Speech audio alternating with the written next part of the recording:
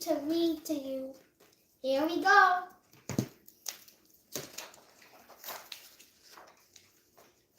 The first story is Santa's Little Helper. It was Christmas Eve and all was quiet.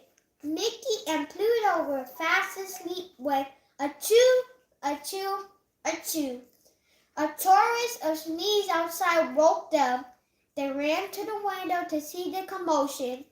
Mickey couldn't believe his eyes. Santa Claus was standing in his backyard. Attached to Santa's sleigh were 9 reindeer with bright red noses. That's funny, Mickey thought to himself.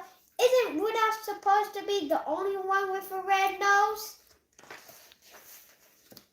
Mickey ran outside in his pajamas. Merry Christmas, Santa, he said. Is something wrong? It's all the sneezing, Santa said. Dasher was sniffling when we left the North Pole, and now everyone but Rudolph has come down with a bad cold. We all need to get home to bed, but we still have 4 houses to visit. The reindeer promptly let out another round of sneezes. They looked miserable, but what could Santa do? He couldn't leave his last 4 houses without Christmas presents. Gee, maybe Pluto and I can help, Mickey said. We better happy to deliver the presents for you. Oh, thank you, Mickey, Santa said. He lifted a huge red sack out of his sleigh. My gift sack is full of Christmas magic. It will help you make the deliveries. Santa Claus handed Mickey a list of presents to delivery. Then he climbed back into his sleigh and the reindeer slowly lifted off into the sky, coughing and sneezing all the way. Mickey pulled his sled from the garage and hauled it over to the giant sack of gifts. He expected the bag to be very heavy, but when he picked it up, it was as light as a feather. That must be the Christmas magic Santa mentioned, Mickey said. Come on, Pluto, let's finish Santa's deliveries. Pluto grabbed the sled rope in his mouth. He stepped forward to pull it behind him when suddenly, Pluto, Mickey and the sled rose into the air. They were flying. Whoa, more Christmas magic, Mickey said, holding on tight as the sled steered itself to their first stop. In no time at all, the sled landed on Daisy's roof. Mickey and Pluto quickly hopped down. How do you think I get inside? Mickey asked, lifting the Christmas sack over his shoulder. Santa goes down the chimney. Should I try? Pluto nodded and Mickey walked to the chimney. He leaned over and looked down. Before he knew it, he was sliding into Daisy's living room. He landed on the ground with a puff of chimney soup. This Christmas magic takes some getting used to, he said as he rubbed his sore backside. Mickey looked over Santa's list and then took Daisy's gift from the giant sack. He had just finished arranging them under the tree when he saw the treats Daisy had left for Santa. I'm sure she wouldn't mind if I ate them since I'm filling up for Santa, Mickey said, happily munching on the cookie. Mickey quickly filled Daisy's stocking and then looked up the chimney. Suddenly, whoosh, Mickey was whisked back to the roof. When he saw Pluto, Mickey realized he had brought a cookie for his friend. I'm sorry, Pluto. I'll promise I'll get you a treat at the next house, he said. The next delivery was for Goofy. Mickey had just leaned into the chimney when Pluto grabbed the back of the sack in his teeth. He didn't want to miss getting a treat at this house. The Christmas magic whisked them both down the chimney and into Goofy's living room. Pluto, Mickey said, I promised that I'd bring. Spotting the plate of cookies Goofy had left for Santa, Pluto ran right through toward it, but he accidentally brushed against Goofy's tree and went crashing to the ground. Mickey and Pluto fixed Goofy's tree as best they could, but it still drooped a little on one side. Mickey checked his list and got his friend's present out of Santa's sack. Maybe he'll be so excited about his gift that he won't even notice the tree, he said. Mickey very carefully filled Goofy's stocking and then he and Pluto went back up the chimney to their sled. Mickey and Pluto had to hurry. They had spent so long fixing Goofy's tree that they were running out of time to deliver the rest of Santa's gifts. At Mickey's house, Mickey rushed down the chimney, checking Santa's list on the way. He pulled her gifts from Santa's sack, placed them under the tree, and then filled her stocking with goodies. On his way back to the chimney, he grabbed 2 cookies, one for him and one for Pluto. When they landed on Donald's roof, Mickey got right to work.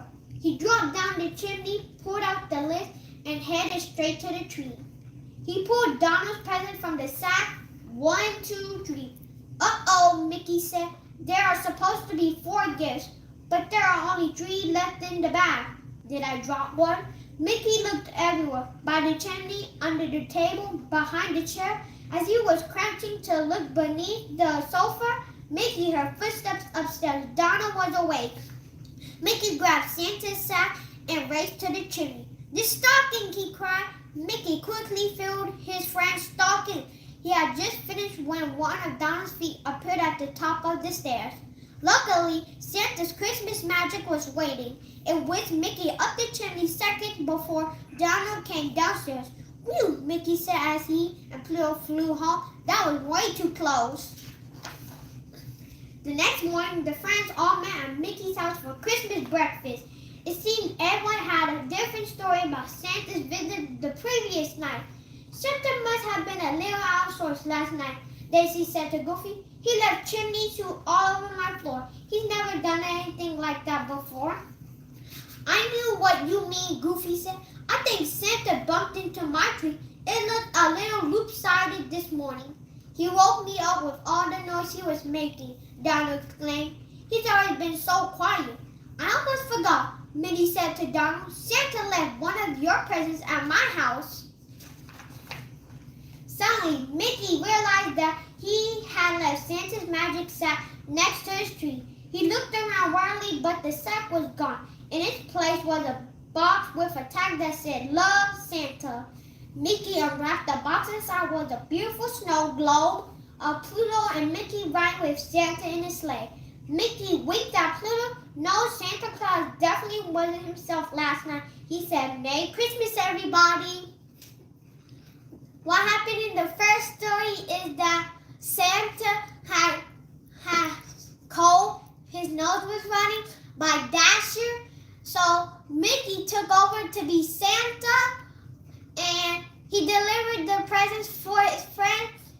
And he left chimney sweep in Daisy's house. And Pluto knocked over Goofy's Christmas tree, so Mickey had to fix it.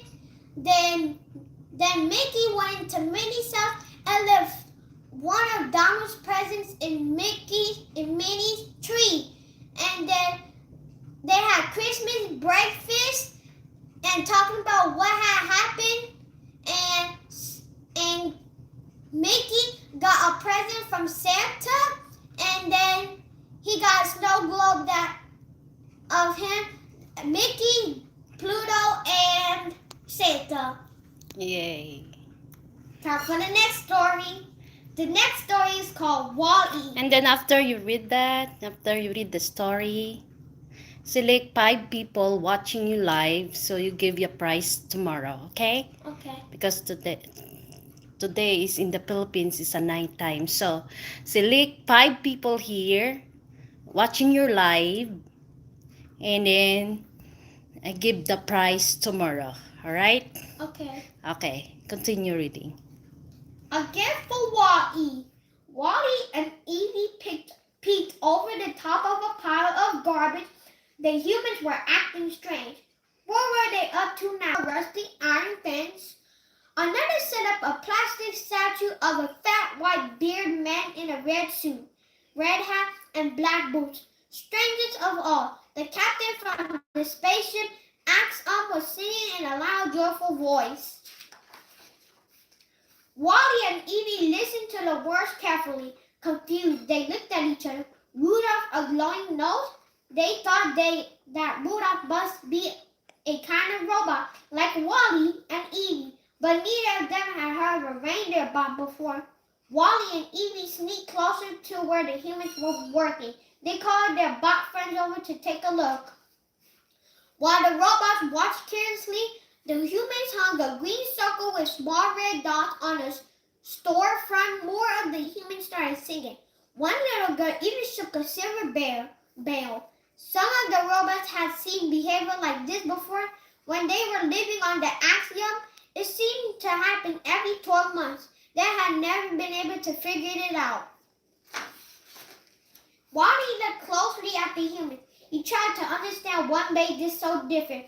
Then he put his little metal fingers on it. The humans looked happy. Most of the time on the Axiom, they had looked tired and bored. But there was something about what they were doing right there on Earth that seemed to make them very happy.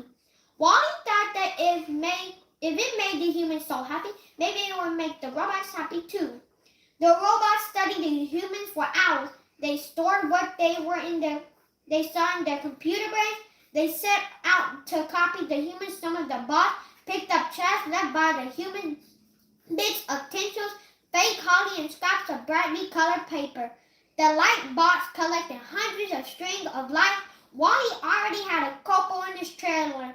He'd always thought they were pretty, and Evie loved them.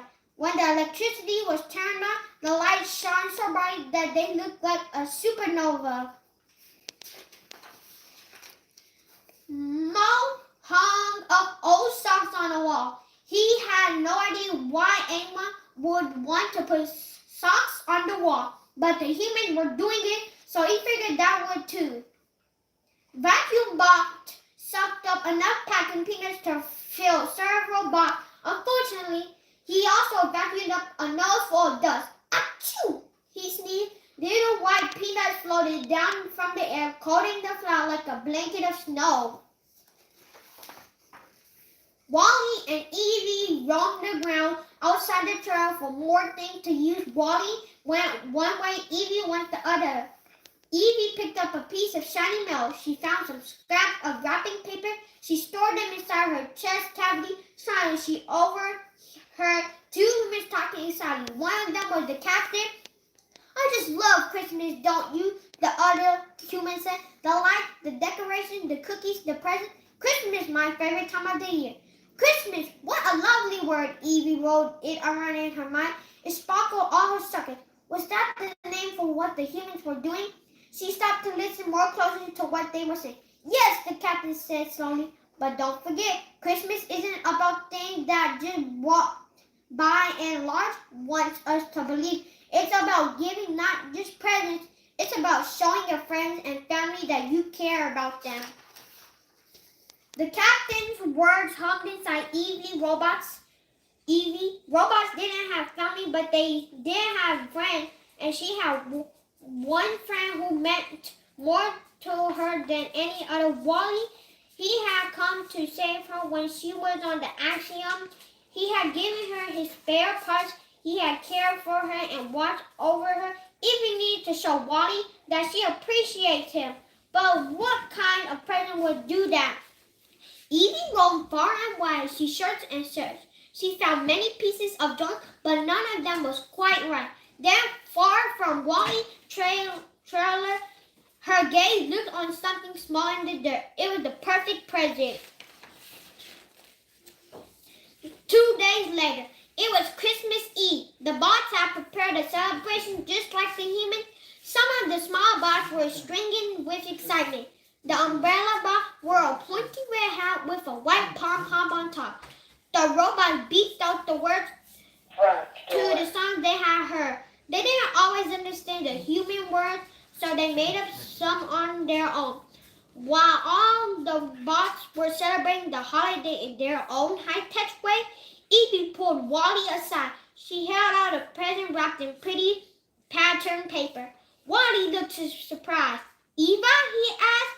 Evie nodded. Wally turned the present his way, and that he was so busy admiring how the shiny paper shimmered in the color light that he almost missed Evie motioning to him. Opening Evie signingly, Wally carefully unwrapped the present. He folded up each scrap of paper and laid it on the ground. Next thing, finally, he poured away the last piece. In his hands, Wally held a little evergreen, a miniature Christmas tree. The longer version of Evie's name was Extraterrestrial Vegetarian Evacuation. She had been trained to find plants and was drawn to the little tree. She knew that Wally, with his kind Okay, ways and big heart, Done now. Stop. And then you select 5 people here. The name of 5 people here. So I give the prize tomorrow. Come on, stand up. And which one? Front door. Which one? The name.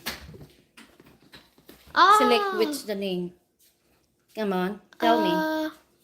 What the name first? No, you need to read first. Josana D. Dum Dum.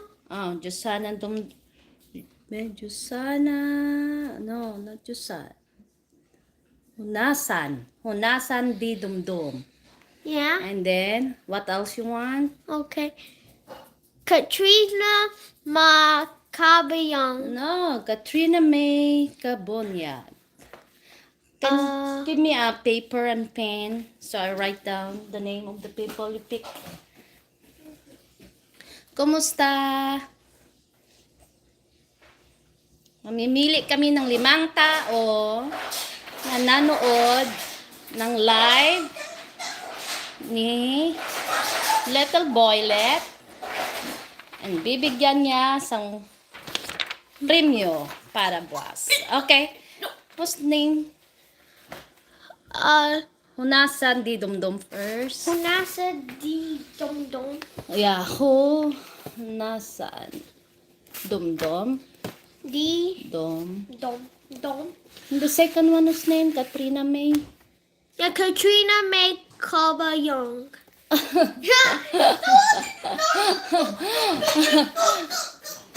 Hey, come in. Okay, and What else? Kinalain mo apelido nila ha. No, be careful.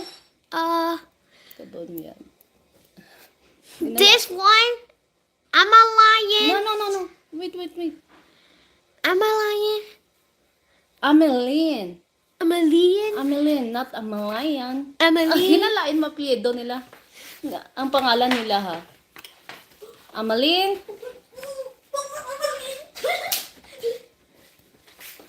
Ameline Gomez. Sino pa? This one. Oh, si Remart. Remart. Hi. You just go win a prize. Remart. De la Cruz. Konya. Be, 1, 2, 3, 4. Isa na lang. What else? One more. Keep going. Keep going. Wait. That one na. Yeah, that one. Glazia Eric Carnario. Ay, sit down na here. Kinahimo mo na nga. Kinalain mo yung pangalan sa apelyido nila dong. Tama, pungko na na. Okay. Oh, then you say bye na because it's done your ano na. Bye. Ano pangalan nila? Erika. Erika, ano ni? Sereno. Okay. Show them 5 people win and get the prize tomorrow. Okay? Here are the 5 people who got the prize tomorrow. Okay. Say bye na. Okay? Bye. Continue on the story. Na, is na kay malakat ta. Paano ni mag Nanamuot ako ah. Yung kita Ate Crystal pe. Okay. Yung kita Ate Crystal po. Okay.